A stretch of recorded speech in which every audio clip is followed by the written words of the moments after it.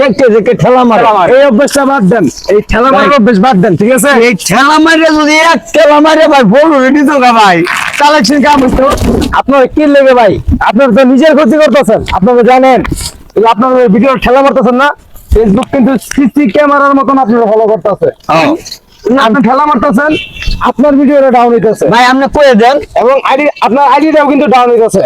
আর যারা নতুন কয়ে দেন, আমাদের মতন ফানি কন্টেন্ট ক্রিয়েটর, তাদের উদ্দেশ্যে একটা কথাই বলি, আপনাদের ভিডিও যদি ফরিতে নিতে চান, অবশ্যই আপনার সামনে যে কয়টা ভিডিও আসবে ফুল ভিডিওটা পুরোটাই দেখবেন। দেখার পর গঠনমূলক একটা কমেন্ট করবেন, আর নিচে থাকা রিপ্লাই কমেন্ট করার চেষ্টা করবেন, 2টা থেকে 3টা, সবাই পাশে থাকবেন। আর যারা কমেন্ট করছে 5টা থেকে 7টা রিয়েক্ট দিয়ে যাবেন, লাভ রিয়েক্ট দিয়ে যাবেন, বা মানে আপনি যেটা মন চায় আপনি দিয়ে যাবেন।